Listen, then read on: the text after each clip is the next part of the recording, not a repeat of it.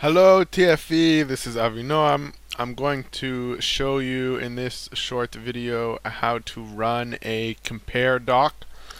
A compare doc is probably the most vital tool to know about in your transcribing because it will allow you to take the edited document and compare it against your work and thus be able to see what sort of corrections are being made, and thus you'll be able to improve and also engage your editors as to why certain mistakes were being corrected.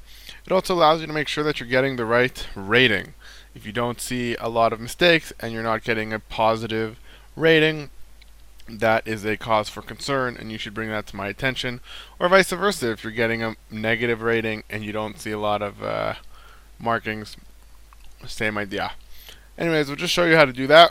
We're going to use here this file. So the first thing you're going to do is you're going to open up your file. Okay? And then you're going to go to the Review tab. And you're going to click here on Compare. And then Compare again. It's going to bring up this box. Compare Documents. Original Document. This is where you want to put your work. So you press on this little folder here to browse for your original. Now mine's going to be in my desktop, but of course yours is going to be somewhere in Transcriber Transcripts or wherever you happen to save your work. It should be in Transcriber Transcripts. In this case, this is the file that we're using as an example.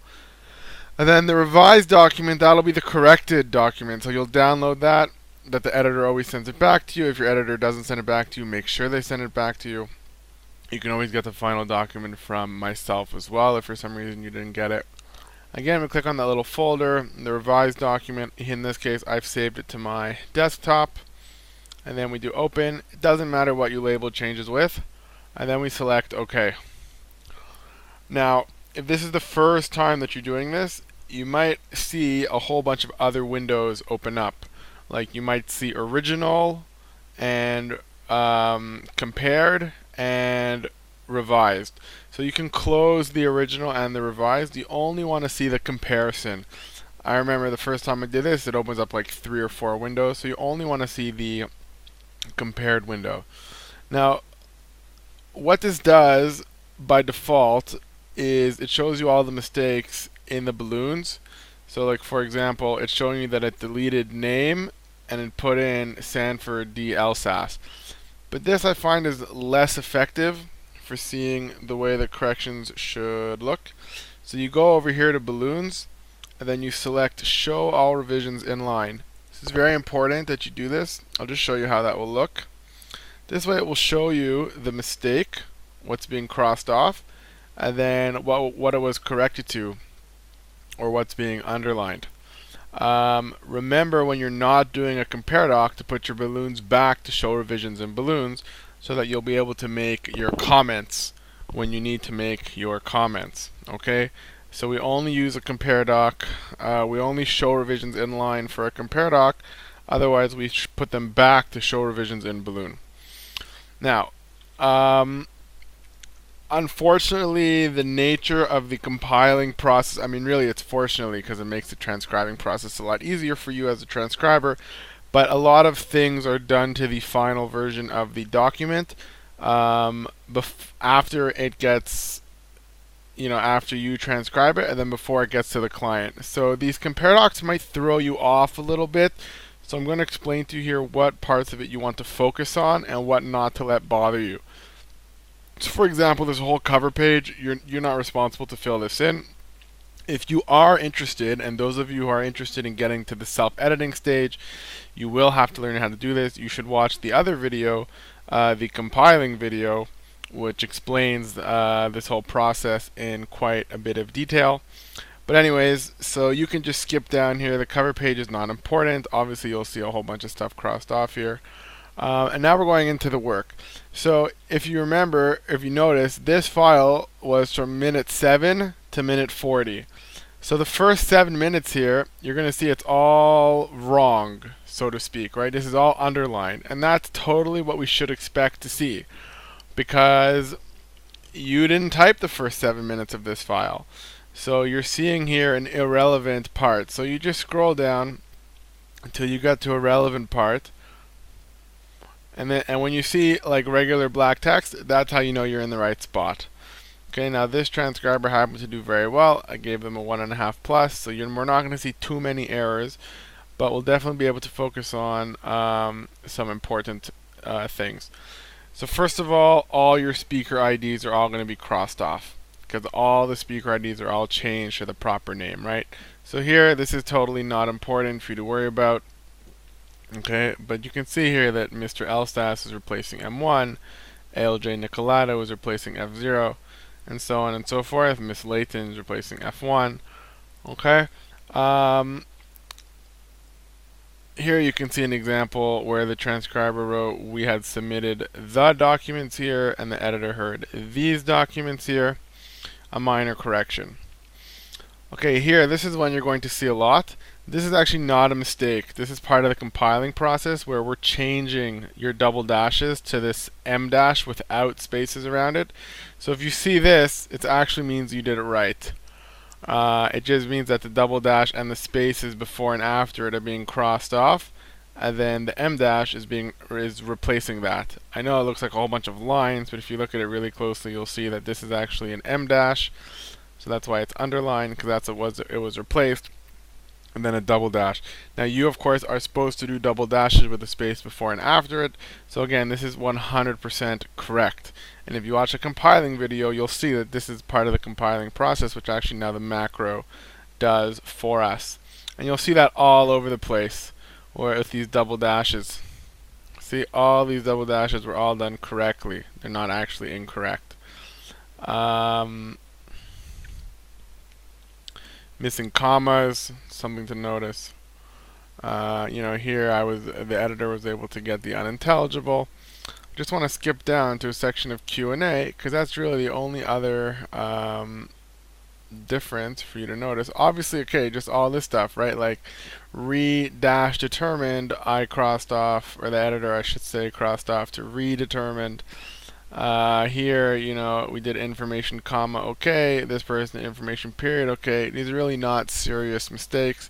Serious mistakes are if there's missing words, wrong words, tons of tons of corrections. Like I said, this transcriber did very well. I just want to get to a Q&A section. Here we go. So this will be the next. Obviously, there should be no line skip here. I don't know why the compare doc did that. You might also see sometimes the compare doc will like cross off an entire section of your work and replace it with something that looks identical. The compare doc is not a perfect system, okay? It's a computer program that does it. So if you happen to see like a whole paragraph crossed off and then replaced with basically the same thing, so just ignore it. It obviously doesn't mean that all your paragraph was wrong, okay?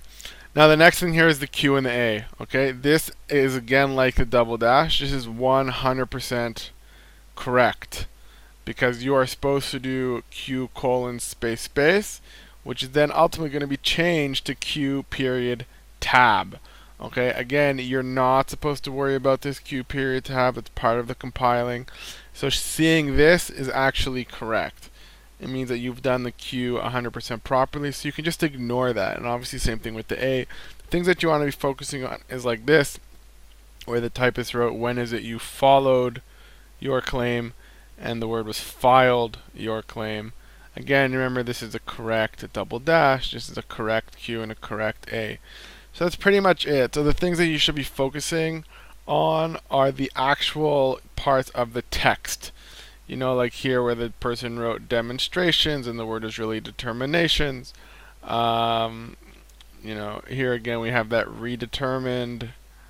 I didn't, missing words.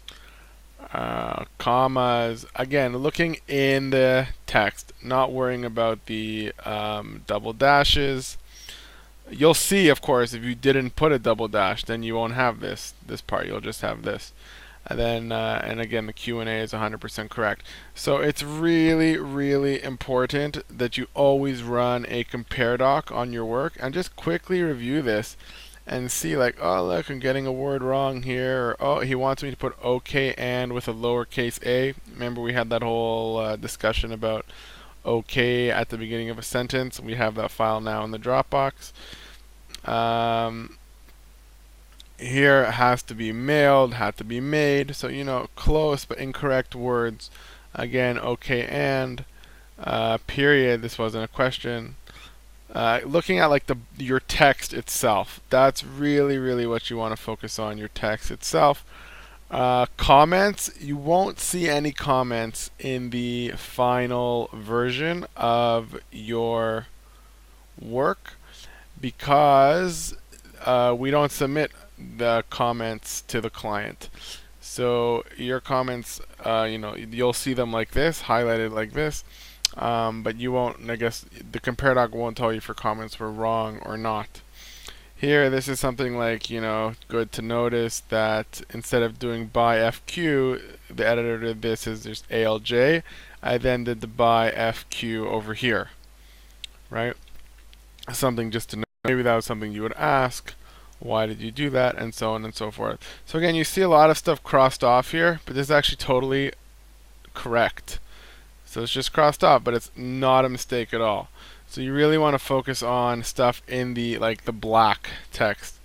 Again, like here, March 6th of, I think Shmulik and I finally decided that if it says March 6th of, we should always put March 6th because the of is irrelevant. Here's an example where the typist did not put a double dash, right? Like here, filled out by the staff, indicating that you had called on March 4th, so there should have been a double dash here. So here you can see, an M dash being inserted. And again, here your unintelligibles, if the editor is getting all of your unintelligibles, that's again, it's the stuff in the text that you want to be looking at and reviewing and asking questions about. And then you can see that this work, is what a 1.5 plus looks like. Really very few corrections, and the corrections are, I would even argue, stylistic corrections. Basically, an excellent transcript. So anyways, I hope that you've enjoyed this video. I tried to keep it short and sweet. Always run your compare docs. Remember, you go to review, compare, and then you put your work in the original and then correct it in the revised. And then you do show revisions in line. And then when you're finished with this, change show revisions back to balloons, and then close the document. Again, really important that you always run a compare doc. Those typists who run their compare docs and engage their editors are the ones who become editors and self-editors, and that's what we want you all to become. So I hope you've enjoyed it, and have a wonderful transcription experience. Bye-bye.